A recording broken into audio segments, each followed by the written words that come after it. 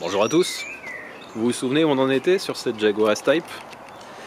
On en était au moment où j'avais résolu les problèmes mécaniques majeurs, donc la boîte qui passait pas à la troisième et les capteurs de cliquetis qui mettaient en défaut le moteur, et maintenant il nous reste à la rendre belle à l'intérieur et à l'extérieur. Et on va commencer par ça, et pour ce faire j'ai besoin de déposer le pare-choc arrière et après on sortira les pistolets à peinture. Donc allez go!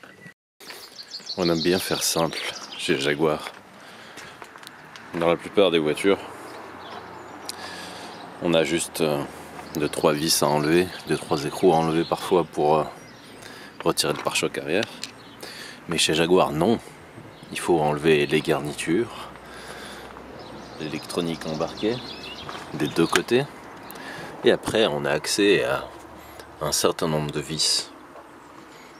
Quand je dis un certain nombre, c'est beaucoup trop évidemment. Et en plus de ça, le feu arrière droit est à déposer aussi. Après son éjection un peu violente, je peux essayer de déposer le bouclier. Essayez juste. Il reste des agrafes en dessous. Et puis après je découvre qu'il y a encore des vis que j'avais pas vues derrière les garde-boue. Avec un accès ignoble bien sûr.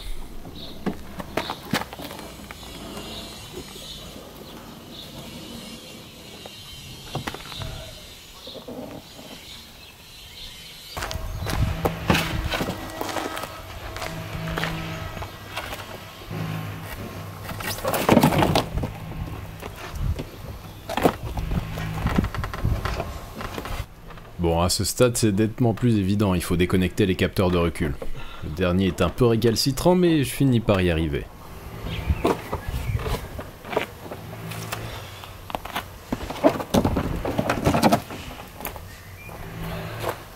On passe à l'avant. Si vous avez vu les épisodes précédents, alors vous savez qu'il y a aussi des vis cachées, mais je vous épargne ça cette fois-ci.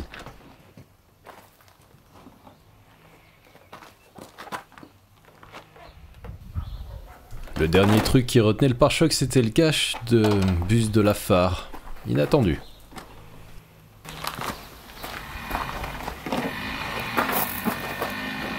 Bon, il est loin d'être défoncé, mais une peinture neuve lui fera du bien. Il va falloir corriger les quelques enfoncements et rayures visibles avant de sortir le matériel de peinture.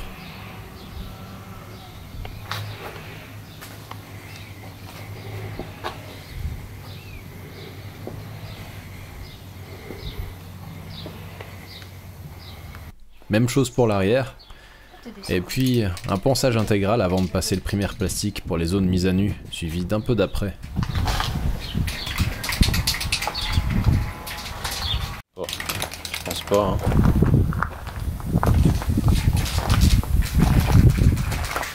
Non, il est là.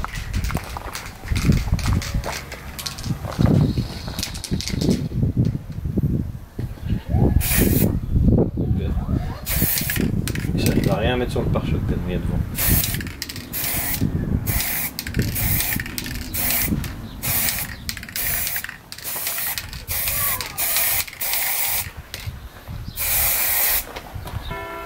Bon.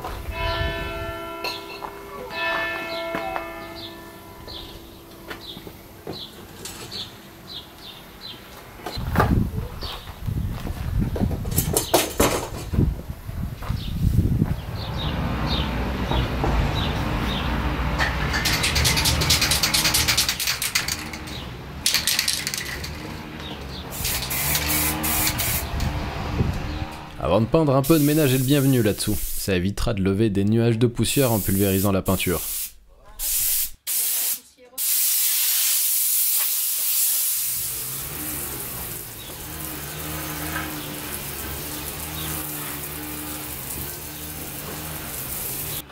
Et puis, éloigner la voiture, ça peut être une bonne idée.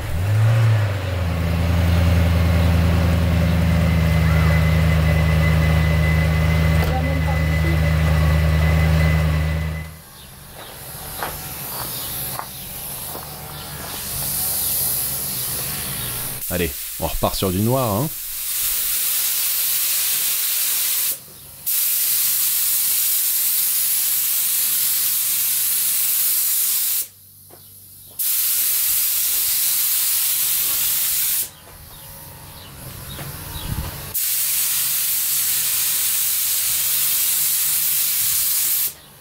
Bon, autant j'arrive à obtenir d'assez bons résultats maintenant, autant je suis pas encore bien économe en produits.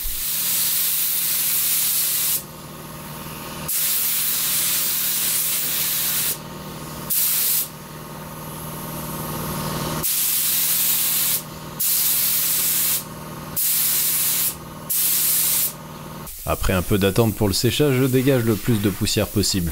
On est au printemps et il y a beaucoup de pollen qui se dépose. Heureusement, la plus grosse partie s'y est accrochée alors que la peinture était sèche au toucher. On passe à la partie la plus satisfaisante maintenant, le vernis.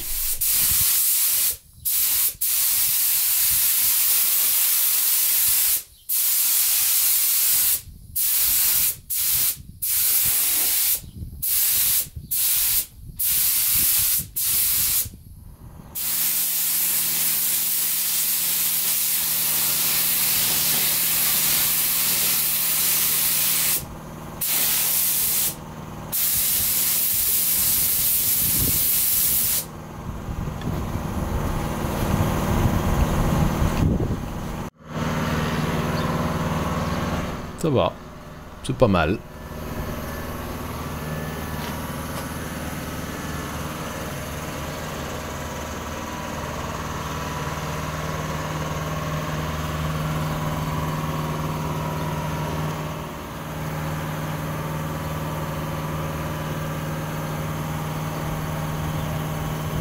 Comme je le disais plus tôt, je suis pas très économe en peinture, donc j'en ai plus assez pour faire tout le pare-choc arrière. Je reviens donc le lendemain pour finir, en attendant son homologue avant, va sécher à l'abri. Même chose que la veille, après la base, séchage, puis soufflage avant de passer le vernis et en finir avec ses pare-chocs rayés.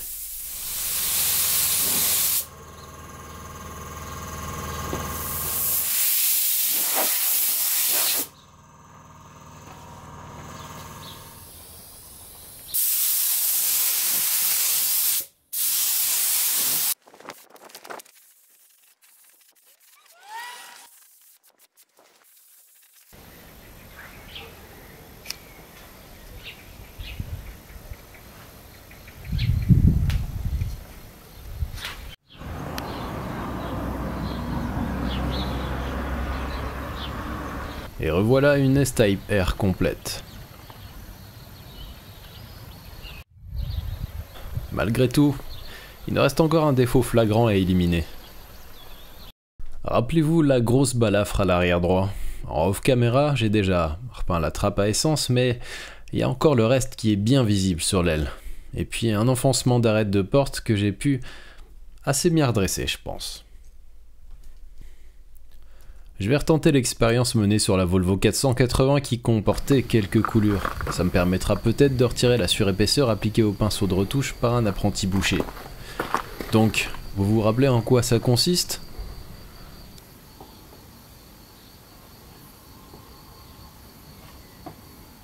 Pour ceux qui n'avaient pas vu, ça peut paraître stupide au premier abord. Poser une fine couche de mastic sur la zone qui sera poncée pour arriver à virer la surépaisseur et poncer le moins possible ce qu'il y a autour.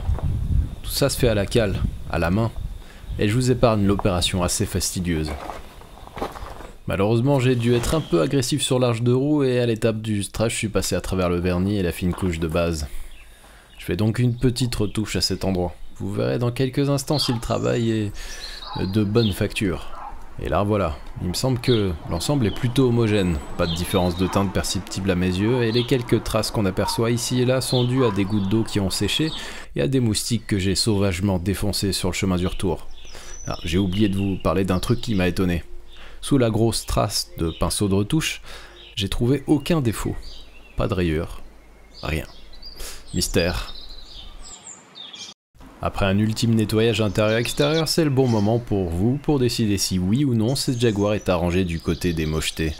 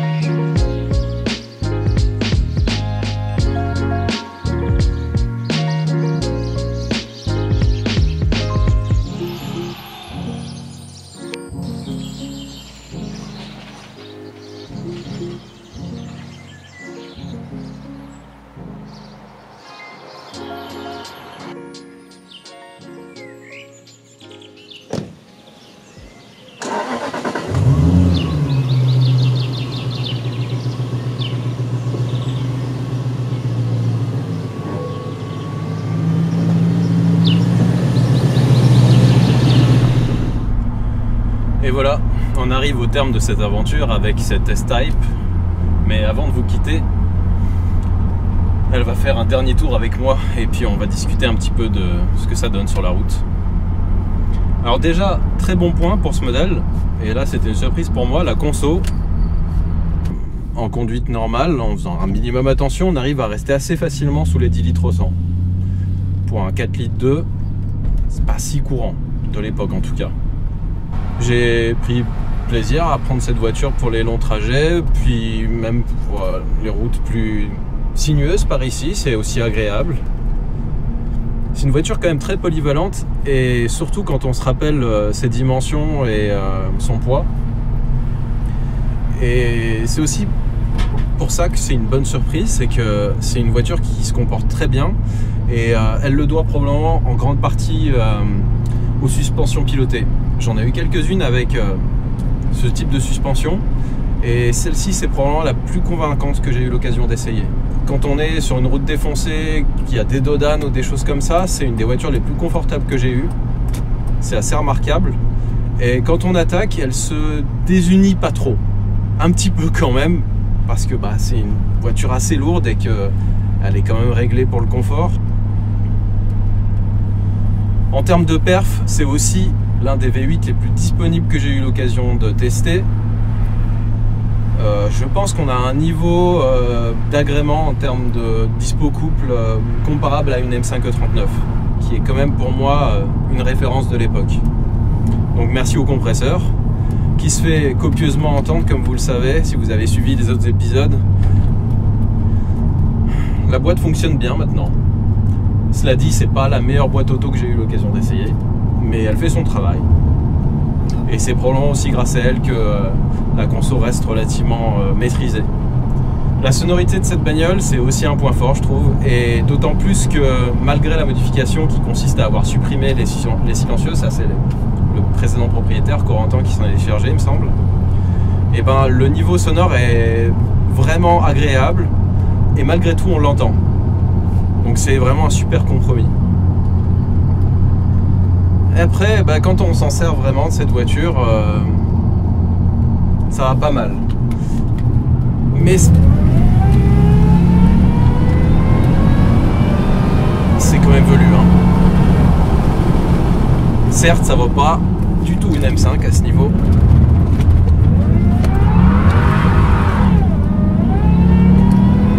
Mais c'est quand même violent. Et d'autant plus violent que après avoir passé un petit moment à rouler cool, on découvre un côté un peu sauvage qui peut surprendre. C'est une voiture vraiment à double visage. C'est vraiment pas une sportive, mais il y a quand même moyen de s'amuser, et ça, elle le doit clairement au V8. Il lui manque un peu de motricité, puisqu'il n'y a pas d'autobloquant. Le freinage, franchement, sans reproche. J'ai rarement vu une bagnole qui s'arrêtait comme ça. Si on revient à la comparaison avec la M5, c'est une voiture bien plus confortable. Vraiment, il n'y a pas à discuter à ce niveau. Celle-là, elle bat la BMW à plate couture. Et du coup, ça donne une voiture qui n'est pas vraiment concurrente à la M5.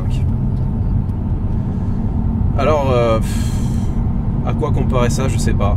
Je pense que c'est un petit peu comme le physique de la voiture, c'est un cas à part. C'est amusant, comme c'est une voiture qui mêle vraiment le froid et le chaud. Elle est étonnante dans le bon sens, décevante par d'autres côtés. Je pense à la finition, aux matériaux qui sont quand même pas très Jaguar. Mais c'est peut-être ce qui en fait aussi une voiture vachement attachante. Et vous savez, si vous cherchez quelque chose de pas trop sportif, mais qui a quand même du caractère et qui s'est proposé des performances un petit peu viriles, vous n'avez pas beaucoup de choix. C'est ça qu'il vous faut.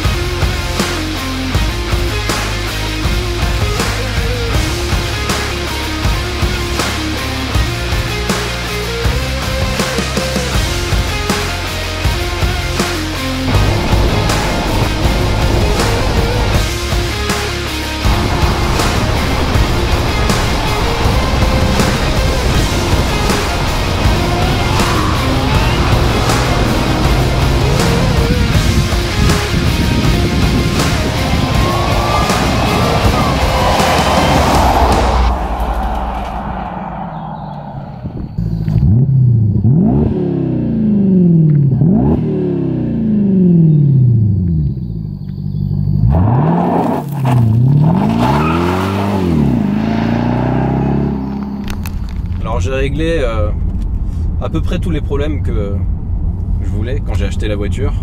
Si on oublie ciel de toit. Mais en fait, comme il y a le toit ouvrant, c'est pas quelque chose qui est flagrant et c'est assez discret pour moi. Donc j'ai laissé ça de côté. Je pense que évidemment le plus gros souci à résoudre, c'était le souci de boîte, ça c'est fait. Si on reparle des points problématiques, les joints de queue de soupape sont pas parfaits. Au démarrage, après une longue immobilisation, elle lâche un petit nuage bleu. Et si vous faites un peu de montagne, après une longue descente, à la réaccélération, vous avez un petit panache qui sort également. Après, la conso mesurée, connaissant la norme des S-Type, elle est plutôt correcte. On est à moins d'1 litre au 1000. Alors, je ne saurais pas dire la valeur exacte, mais on est quand même peut-être à un demi-litre, quelque chose comme ça. Donc voilà, cela dit, ça n'empêche pas d'en profiter. C'est pas un niveau critique et c'est aussi pour ça que j'ai laissé ça de côté. Qu'est-ce qui reste encore? Il est arrivé après la réinstallation du compresseur que la vanne EGR se mette en défaut. Alors ça prend quelquefois 50, 100 km, ça dépend. Il est possible que une petite dépose de nouveau et un bon nettoyage lui fasse du bien.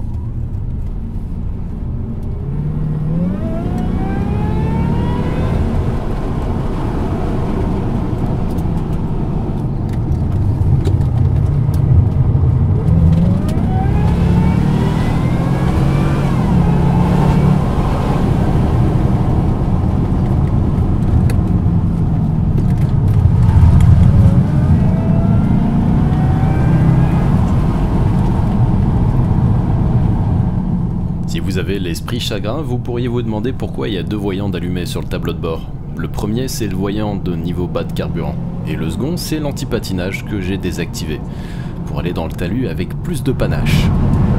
J'étais très critique sur cette voiture concernant l'accessibilité mécanique et la configuration de certains montages. J'ai pas changé d'avis, c'est pénible, faut prendre ça en compte. Voilà, toutes les opérations prennent plus de temps que sur une autre voiture. Mais bon, c'est pas une catastrophe non plus, c'est pénible, c'est tout. Donc voilà, c'est une voiture qui va quitter le cheptel Smells Like Gasoline. Si elle vous intéresse, maintenant vous savez à quoi vous en tenir, il n'y aura pas de surprise. Je vais mettre en place une annonce sur le groupe Facebook. Je donne tous les détails dessus de nouveau, il y a beaucoup de photos. Comme vous avez pu le voir, j'ai fait 2-3 travaux carrosserie et elle est plutôt propre. Elle n'est pas exempte de défauts, mais elle est plutôt propre. Après, il ne reste plus qu'à, si vous avez envie, corriger les 2-3 problèmes qui subsistent encore, qui gênent en rien à la conduite. Ou alors en profiter tel quel. C'est vous qui voyez. En tout cas, je vous remercie d'avoir suivi cette aventure qui s'est étalée sur une longue période quand même. Il y a eu un petit peu de temps qui est passé entre les épisodes. Et on va enchaîner sur la suite de quelque chose qu'on avait commencé il y a quelques temps aussi. C'est sans doute pas la dernière fois qu'on voit une Jaguar sur la chaîne, hein. Et encore moins une anglaise, vous savez bien pourquoi. Et on n'est pas à l'abri de surprises aussi. Donc je vous dis à bientôt, avec une autre. Ciao.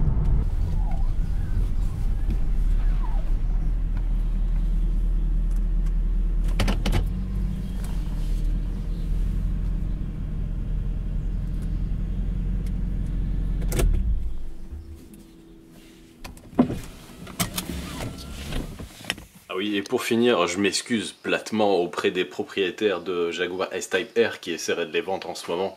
Déjà parce que j'en ai pas fait une très bonne publicité et puis parce que la mienne est beaucoup moins chère. Désolé, mais enfin une anglaise c'est ça. Et je sais de quoi je parle.